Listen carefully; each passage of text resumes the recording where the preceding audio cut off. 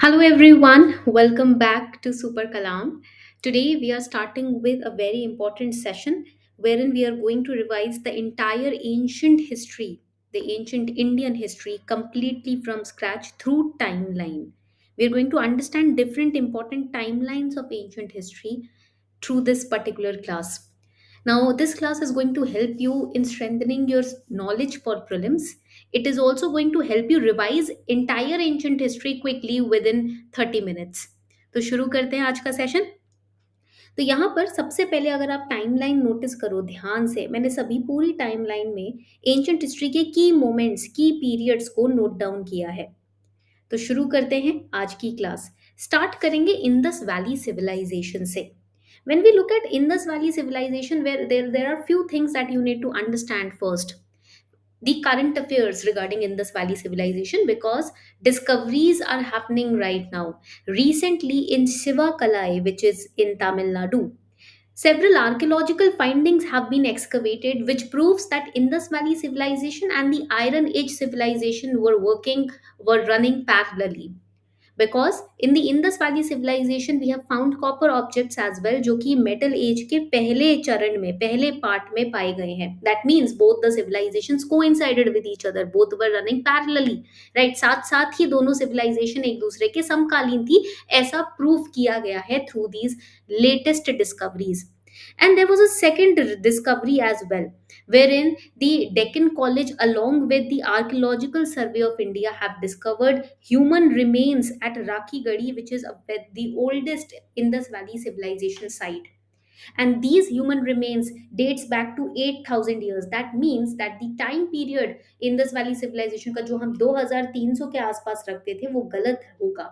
It is 8000 years ago that Indus Valley civilization happened. So these were the two की discoveries.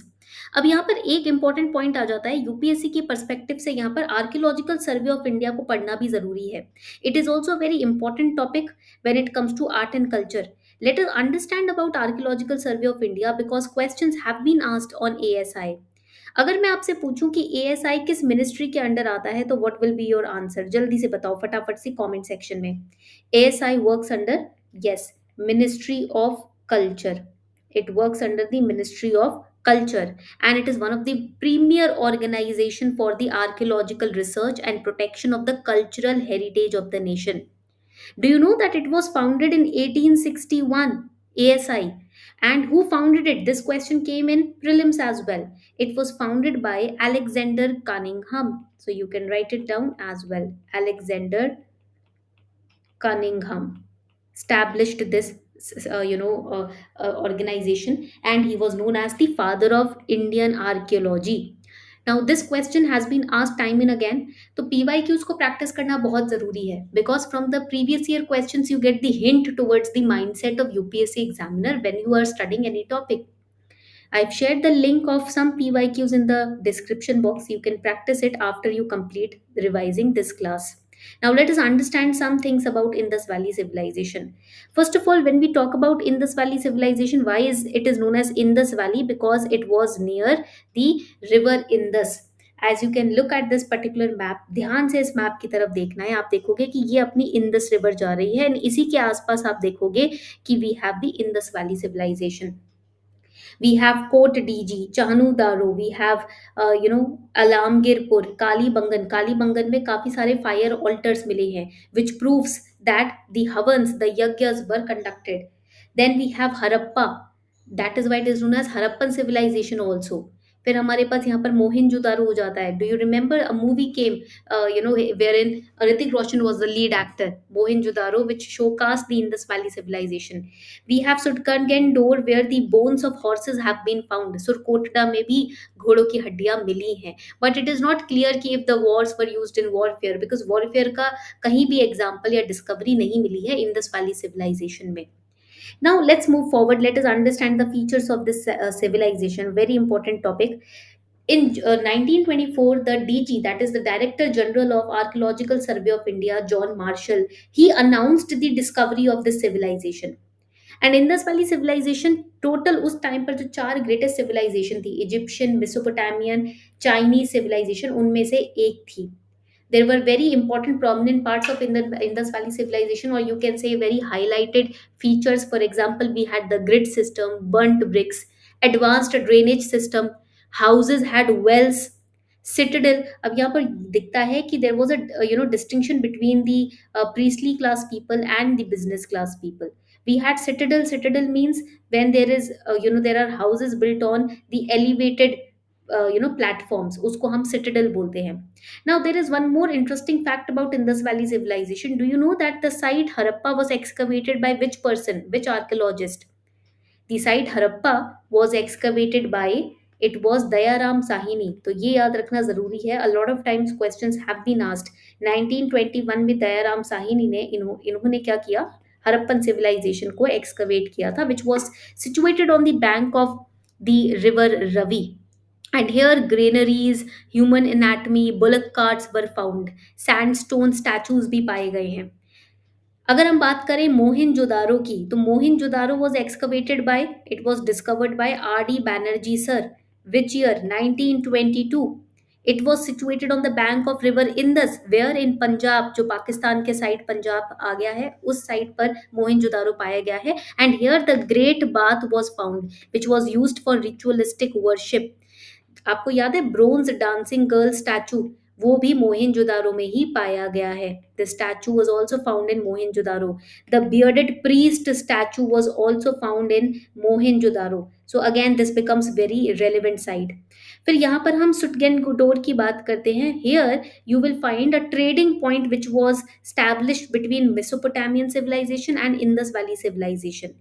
इस site को एक archaeologist Stine थे जिन्होंने 1929 में डिस्कवर किया था. उसके बाद हमारी साइट आ जाती है चानू दारो. ये रही Chanhudaro. Chanhudaro was near the Indus river and it was excavated by sir N G Majumdar. Now in which year it was excavated? 1931 में इसको एक्सकवेट किया गया था. And here you will find a footprint of dog chasing the cat. So evidences of dogs and cats also existed during Indus Valley civilization. यहाँ पर आप देखेंगे अमरी site है. This Amri site is often not asked by UPSC, but it is very relevant. Why? Because यहाँ पर हमको पता चला कि एंटीलोप यहाँ पर पाया गया है. डियर जैसा जो आपका जानवर होता है ना, which was it was found, the evidence of these skulls of antelope which was found over here. And again it was again discovered in 1935 by NG Majumdar sir only. Kalibangan में जैसे मैंने आपको बताया कि फायर ऑल्टर्स पाए गए. Camel bones also have been found in Kalibangan. It was discovered in 1953. Then हमारे पास आ जाता है यहाँ पर Lothal. Lothal was discovered by R Rao. It was discovered by R Rao in 1953. And यहाँ पर आपको दिखेगा डॉकयार्ड, द शिपिंग स्टेशन. अगर बाहर से शिप्स, ट्रेड शिप्स आ रही हैं तो वो यहीं आके पार्क होती थी. फर्स्ट मैन मेड पोर्ट यहाँ पर पाया जाएगा. First man made port is also found over here. Chess भी यहाँ पर पाया गया है. The game of chess, that means it was also played during Indus valley civilisation. Surkotada में जैसे मैंने आपको बताया कि घोड़ों की हड्डियां पाई गई थी. So these were the important places in Indus valley civilisation that you have to remember. अब देखिए इंडस वैली सिविलाइजेशन से थोड़ा आगे बढ़ते हैं तो हम आ जाएंगे वैदिक पीरियड में. अब वैदिक पीरियड सबसे इंपॉर्टेंट पीरियड है बिकॉज वैदिक पीरियड के अंदर आप देखोगे कि we transitioned from just trade oriented to literature oriented as well, to understanding the mysteries of cosmos, because Vedic period में वेद लिखे गए. Vedas are the pathway through which you can understand the soul, you can understand the universe, you can understand the functioning of cosmos and nature. वेद के अंदर nature के इतने secrets पाए जाते हैं. Even not just nature, so many diseases can be cured by natural intervention, nature, herb, etc. So everything about further expansion of how a man thinks could be seen in Vedic period. Vedic period में आप देखोगे वेद लिखे गए थे. वेद का root word है with, जो कि संस्कृत वर्ड से लिया गया है. विद मतलब होता है जानना, to know. So there are 4 Vedas: Rigveda, Samaveda, Yajurveda and Atharvaveda.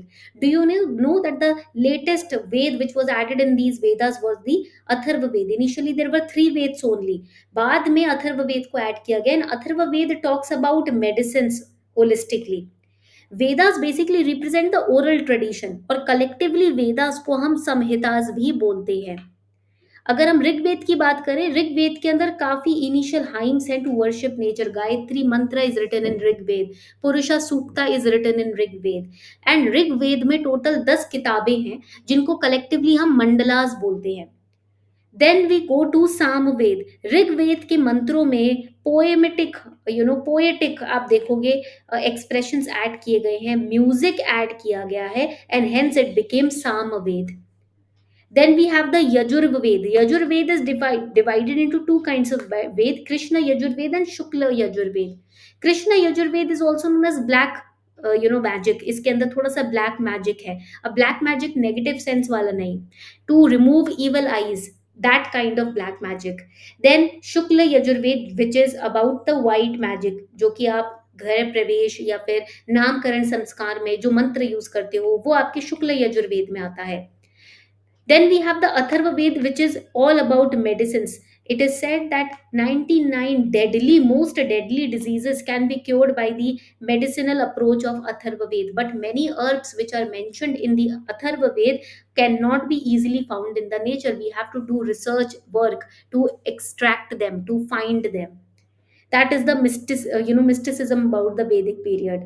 Then we have in the Vedic period, if we go by the society, we will see that in during the administration time of Vedic period, we can see that there were two kinds of bodies. So we had the sabha and we had the samiti. अब सभा और समिति की जब हम बात करते हैं, we need to remember that these were administrative bodies where people collectively could participate to look after the administration.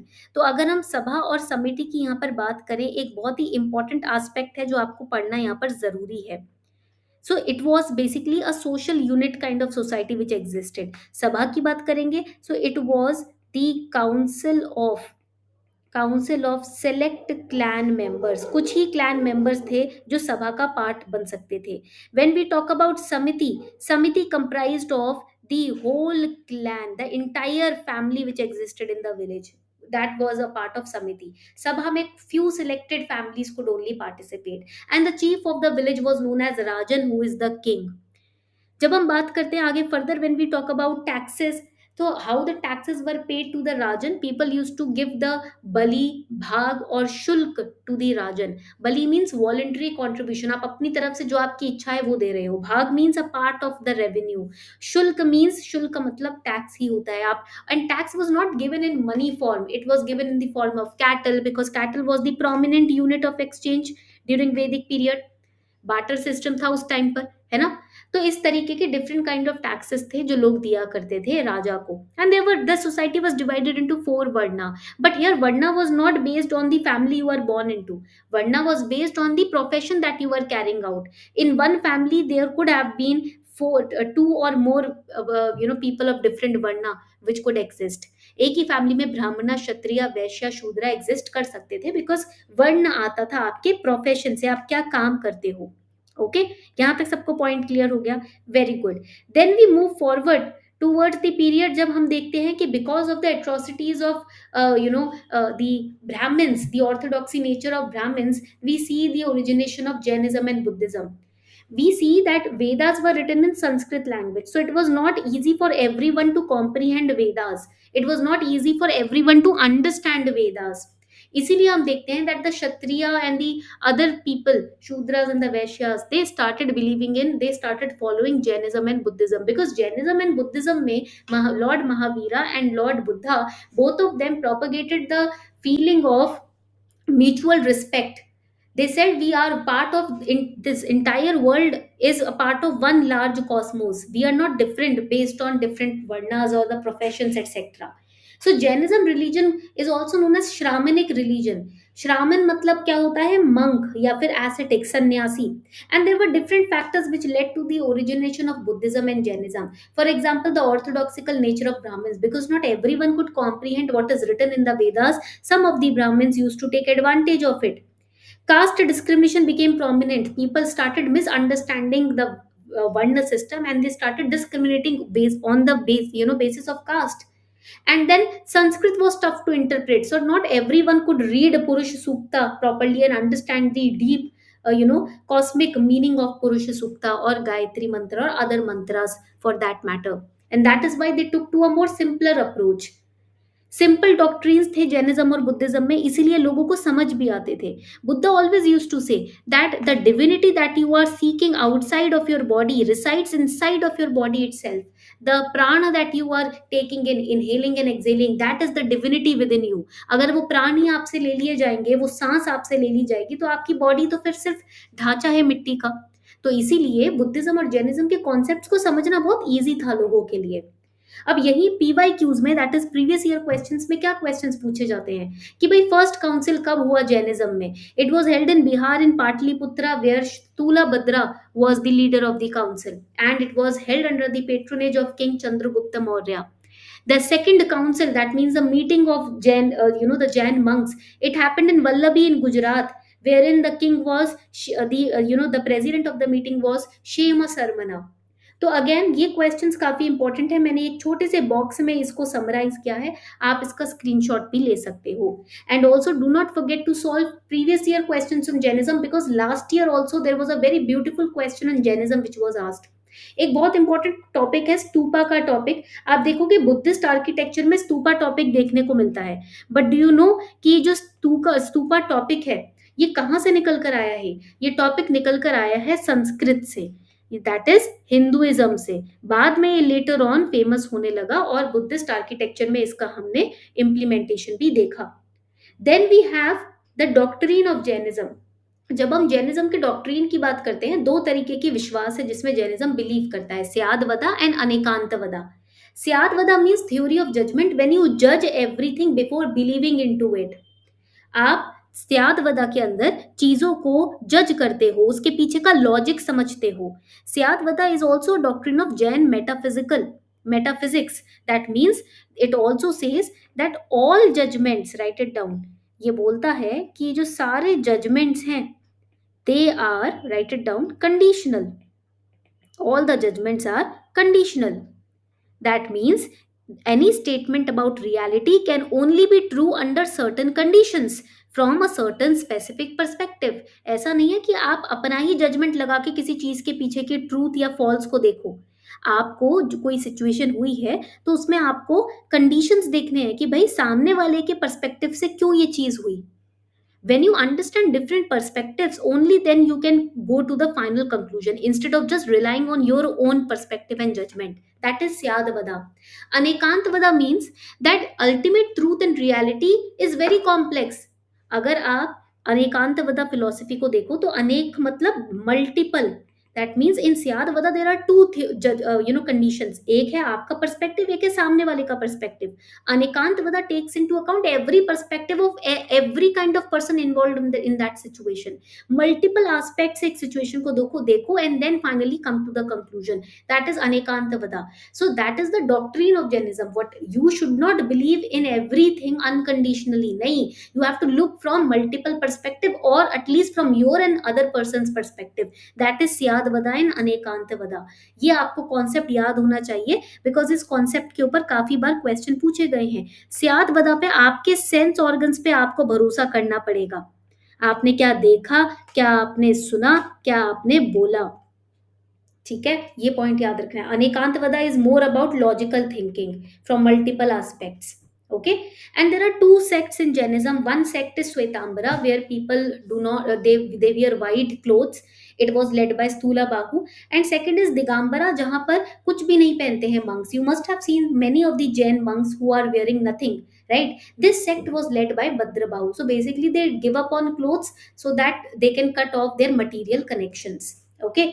अब यहीं पर अगर हम बुद्धिज्म की बात करें तो बुद्धिज्म भी बहुत ही इंपॉर्टेंट फिलोसफी है, laid down by and propagated by lord Buddha. So Buddhism believes in one simple tenet कि just find your middle path. अपना मिडल पाथ ढूंढो, मध्यम मार्ग इसको बोलते हैं. That means do not indulge in pleasure, do not indulge in बिल्कुल lethargy की कंडीशन, कि बिल्कुल ही कुछ नहीं कर रहे हैं, टाइम पास कर रहे हैं, ये भी नहीं करना है। और बिल्कुल प्लेजर में भोग रहे हैं सब कुछ, वो भी नहीं करना है। आप अपना कर्म करते जाओ, मध्यम मार्ग पे चलते जाओ, मिडल पाथ होना चाहिए, वरना एक्सट्रीम दोनों ही चीजों का, चाहे आप कुछ काम नहीं कर रहे या आप कुछ बहुत ज्यादा प्लेजर में हो, दोनों ही सिचुएशन में इंसान अपने पाथ से भटक जाता है। Okay. Then Buddhism also talks about four noble truth. Suffering, that means dukkha. Then we have samudaya, that means every dukkha has a cause, हर दुख के पीछे कारण है। Nirodha, when you find the cause you have to remove the cause, which is nirodha. And ashtanga marga, that is eightfold path. Eightfold path क्या बोलता है कि an ideal person lives his और हर life based on eightfold path, with the right view, right intention, right livelihood, right action, right speech, right concentration, right mindfulness and right effort। अगर आपका दुनिया को देखने का तरीका, आपका बोलने का तरीका, आपके एक्शंस, आपकी कोशिश, आपका नजरिया, आपका कंसंट्रेशन, आपकी मेंटल क्लैरिटी अगर सही है, तो you can easily attain the path of nirvana. Nirvana means when the fire of desires in you gets extinguished, that at that proper moment you attain nirvana. इसको हम निर्वाण बोलते हैं। निर्वाण के ऊपर 2012 में क्वेश्चन भी आया है प्रीलिम्स में, इसीलिए I am asking you, click on the link in the description box to practise the PYQs on Jainism and Buddhism also. I have given you the link, आपको कहीं और जाने की जरूरत नहीं है, सिर्फ क्लिक करके प्रैक्टिस अभी खत्म करो, है ना। Now let's move ahead. ये हमने इंडस वैली सिविलाइजेशन से जैनिज्म बुद्धिज्म तक पढ़ लिया। अब हम पढ़ेंगे Mauryan empire and Gupta empire. Start with the Sangam age. अब हम संगम एज से स्टार्ट करने वाले हैं, and trust me, Sangam age is UPSC's favourite when it comes to prelims specifically. तो संगम एज से काफी question again previous year questions में पूछे गए हैं। प्रैक्टिस किए बिना आज के इस क्लास को खत्म मत करना। कोशिश ये रहनी चाहिए कि क्लास के बाद आप PYQs जरूर प्रैक्टिस करें, ठीक है। चलिए, तो यहाँ पर जब हम संगम एज की बात करते हैं, हम पीरियड देखेंगे रफली between third century to BC to third century AD। South India में ये एज आता है, and it is literature wise a very rich period, navy wise a very rich period. Plus Sangam age में आप देखोगे श्रीलंका और चाइना, इंडोनेशिया में काफी हमारा ट्रेड हुआ है, काफी हमने अपना एक्सपेंशन देखा है। Now when we talk about Sangam, why? Because it was a Sangam of three very prominent kingdoms, and also the Sangam of Tamil poets, that is why it is known as Sangam age। कौन से तीन prominent kingdoms थे पहले वो देख लेते हैं। We had the Cheras, the Cholas and the Pandyas। So when we talk about the Cheras, we need to remember they ruled in the Kerala and Tamil Nadu region। Cholas central and northern Tamil Nadu region में rule करते थे, and Pandyas ruled from Madurai. अब यहाँ पर जब हम चेरास की बात करते हैं, इनका एम्बलम, तीनों के एम्बलम देखेंगे फ्लैग पे, जो एम्बलम ये यूज करते थे to represent themselves. Cheras used the bow and arrow symbol. Cholas used the symbol of tiger, and the Pandyas used the symbol of fish. So that shows their prominence in the ocean region, the water region.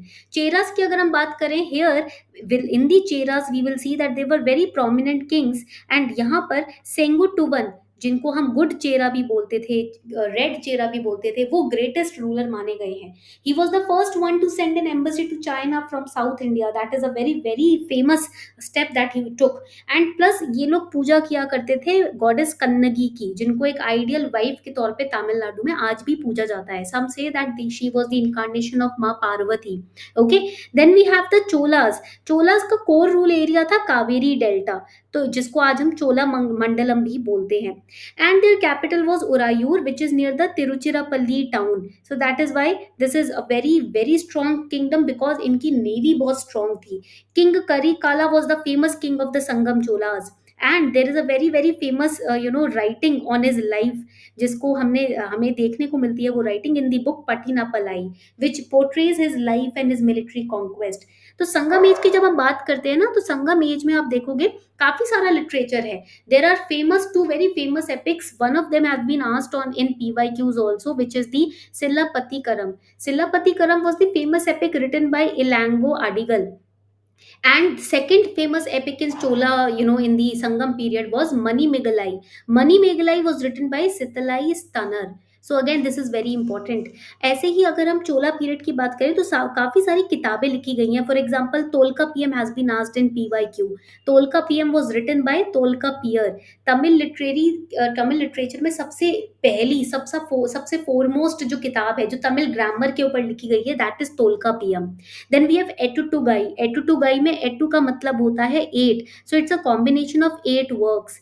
पट्टू पट्टू जिसके अंदर 10 किताबें लिखी गई थी। Then we have Patinen Kila Kaniku, which is a book written on the ethics and morals which were followed by people in the Sangam period. अब संगम period में ना, संगम का मतलब क्या होता है? एसोसिएशन, है ना, अकेडमी। सो देर वर 3 संगम्स और 3 associations which were conducted. The first Sangam was conducted in Madurai. The second Sangam was conducted in Kapadapuram. And the third Sangam was conducted again in Madurai. It is said, it is believed that the first Sangam was attended by the divinities, that is the gods and the angels, etc. तो यहाँ पर first संगम में आप देखोगे किसी राजा का mention नहीं है, यहाँ पर सारे देवी देवता आए थे इस संगम में, इस एसोसिएशन में विचार विमर्श करने। ओके, इसलिए यहाँ कोई किताब भी नहीं पाई गई है इस पर्टिकुलर पीरियड की। अब यहीं से सेकंड पीरियड हमारा आता है which is the modern age. When we talk about the modern age, इसकी एक खासियत है कि मॉडर्न एज में आप देखोगे Chandragupta Maurya, you know, who was led by, who was also guided by the writer of अर्थशास्त्र कौटिल्य, दैट इज चाणक्य। तो उन्होंने काफी एडवर्सिटीज में नंदा डायनेस्टी को ओवरथ्रो करके अपनी मौर्यन डायनेस्टी को स्टैब्लिश किया था। And how do we know about the Chandragupta Maurya and his dynasty? Through Arthashastra, through various Ashokan inscription, through the book Megasthenes Indica, Divyavadana जो कि अशोका के टाइम पीरियड में लिखी गई थी। श्रीलंकन बुक्स है हमारे पास, दीपा वंसा। तो दीपा वंसा और दिव्य वदना, अगेन ये क्वेश्चन PYQ में इनके ऊपर पूछे गए हैं। मैं क्यों हाईलाइट कर रही हूँ? ताकि जब आप प्रीवियस ईयर क्वेश्चन सब प्रैक्टिस करो ना, तो आप समझ सको कि किस तरीके के क्वेश्चन बनाए जाते हैं when you are revising these topics. तो there were different kings in Mauryan period. Chandragupta Maurya थे, बिंदुसार थे, Ashoka, Dasharatha, Samprati, Shalishuka, Devavarman, Shatadhanvan and last one was Brihadratha. यहाँ पर एक पॉइंट याद रखनी है कि the first 3 were the people who expanded the Mauryan empire, but after Ashoka the empire went down and down. Okay, अब यहाँ पर जब हम बात करते हैं अचीवमेंट्स की, चंद्रगुप्त मौर्य की क्या अचीवमेंट रही है, तो पढ़ना बहुत जरूरी है। That Chandragupta took advantage of the growing unpopularity of the Nandas. He overthrew the Nandas and established the rule of Mauryan empire. He even faced the Greeks. Seleucids थे जो कि एक बहुत ही ज्यादा स्ट्रॉन्ग कॉम्पिटिटिव डायनेस्टी थी अलेक्जेंडर द ग्रेट के बाद, उनको भी डिफीट किया। But Chandragupta's Maurya's policies were to establish friendly relation with the foreign nations और दी फॉरेन इन्वेडर्स। मतलब उन लोगों को, कुछ लोगों को तो युद्ध करके हराया करते थे, पर कुछ लोगों के से मैट्रिमोनियल अलायंस करके उनको अपने अधीन कर लिया करते थे Chandragupta Maurya, to protect our nation. The victory of Chandragupta Maurya over southern India is mentioned even in Ashoka's inscription, in the Jain text, even in Sangam literature. And also it is said कि चंद्रगुप्त मौर्य जो थे उन्होंने जैनिज्म को लेटर ऑन इम्ब्रेस कर लिया था। It is said Ashoka embraced Buddhism in the later time period of his life and even his son and daughters they started propagating Buddhism. तो जब आगे बढ़ते हैं अशोका के केस में, तो आप देखोगे Ashoka's dhamma. So he basically propagated the definition of dhamma, dharma, that means आपका as as an individual, as a human being क्या धर्म होना चाहिए। No killing of humans, no destruction of properties, showing good behaviour with everyone, to spend less, to preserve less. तो जो कि Jainism और बुद्धिज्म में दोनों में ही एक की कॉन्सेप्ट है कि आप पोसेसिव नहीं रहें किसी भी चीज को लेकर, अपने पोसेशंस को नहीं अपने पास रखना है। वो मॉडर्न सोसाइटी की अगर हम मॉडर्न एज के सोसाइटी की अगर हम बात करें, तो सोसाइटी में आप देखोगे वर्ण सिस्टम प्रेवलेंट था। It was prevalent, I will write it down, varna system was prevalent. But varna system में आप देखोगे again they were focusing more on the profession. अगर हम यहीं पर सती सिस्टम की बात करें in the society, Kautilya has not given any information about sati system, but there are some mentions of sati system prevalent in the Punjab area during the Mauryan empire. Okay, तो ये एक इंपॉर्टेंट एस्पेक्ट हो जाता है about the Mauryan empire. Now when we talk about the Mauryan empire, आपको पता है कि मौर्यन एम्पायर में आजीविका के लिए भी केव्स हुआ करते थे। दोज मंक्स जो एक जगह टिककर नहीं रहते थे, they used to roam around here and there preaching about dharma etcetera. तो Ashoka also build caves for them, Barabar Nagarjuni hills आप देखोगे तो अशोका और दशरथ दोनों ने ही ये केव्स आजीविकास के लिए बनाई है, तैयार करवाई हैं। And if we look at stupas during the modern age, again stupas was also built, cylindrical drum जो होता था, ठीक है, with harmika and chhatra at the top, so that was also built by the Mauryan age, in the Mauryan age. Primary source of revenue उनका कहाँ से आता था? लैंड रेवेन्यू था इनका प्राइमरी सोर्स रेवेन्यू का, जमीन से जो रेवेन्यू आता था उसी में से अपना हिस्सा यहाँ पर लिया जाता था। And there were two kinds of lands, lands भी दो तरीके की हुआ करती थी। One was the state land which was known as the rajkiya land, second was the private land which was known as the niji bhoomi, ठीक है, राजकीय भूमि और निजी भूमि। स्टेट लैंड से जो इनकम आती थी उसको हम सीता बोलते थे, ठीक है, एंड यहाँ पर जो निजी प्राइवेट लैंड से इनकम आती थी उसको हम भाग बोलते थे। ये इंपॉर्टेंट है, प्लीज इसको लिख लीजिएगा, ठीक है, this is very very important. And tax was collected both in cash and also in kind.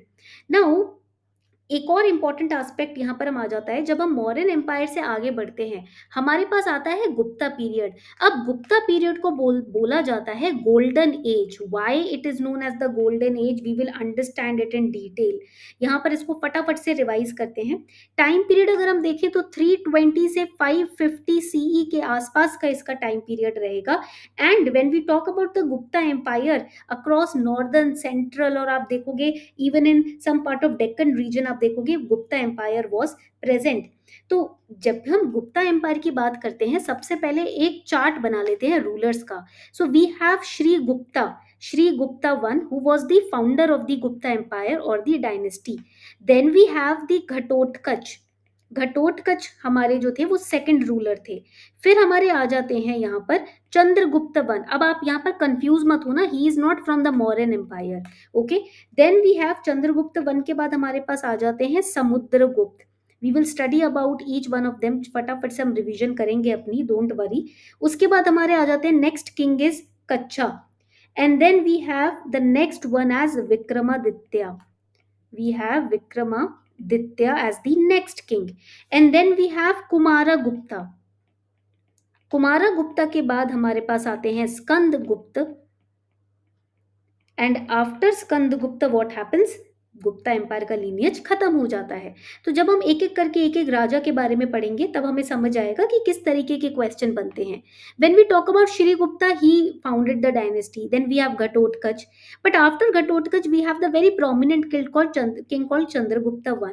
He was the son of Ghatotkacha। It is said that the empire of Chandragupta I may have included the areas of modern day Bihar, Uttar Pradesh and even Bengal was ruled by him. ये तीन areas इनके द्वारा rule किए गए थे। Chandragupta one was later on succeeded by his son Samudragupta who was the greatest king. Please write it down, इनको greatest king माना जाता है पूरे गुप्ता एम्पायर का, because he expanded Gupta empire and during his period Gupta empire became the golden era और the golden as. Then we have Samudragupta. पर यहाँ पर गोल्डन एज बनने का कारण क्या है? बिकॉज यहाँ पर आप देखोगे in the Gupta period we will see, I will use another ink to explain to you why it is known as the golden age। तो बहुत सारे फैक्टर्स हैं, जैसे कि पहला फैक्टर हो जाता है that the trade and the commerce expanded during the Gupta Empire। Second reason is that gold and silver coins were used during the Gupta Empire। Third reason is कि यहाँ पर highly evolved स्टील क्राफ्ट देखने को आपको मिलता है, ठीक है। इंडियन आयरन जो है वो गुप्ता एम्पायर में ही फ्लरिश हुआ। फिर आप देखोगे इवन मिडिल ईस्ट के साथ हमने ट्रेड रिलेशंस हमारे स्टैब्लिश कर दिए थे। तो again our trade export import was flourishing. उसके बाद आप देखोगे secularism was at its peak, मतलब गुप्ता एम्पायर में वो Vaishnavism also was respected, then the Shaivism and the Shaktism, all these Buddhism, even Buddhism, Jainism were respected, secular थे, Buddhist monasteries भी थी, liberal donations भी मिलते थे। तो that means the kings were more tolerant towards the different religions, है ना।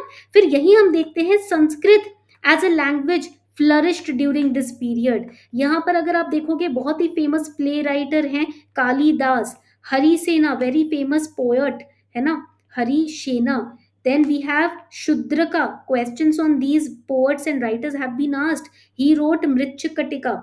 And then we have Vishaka Datta.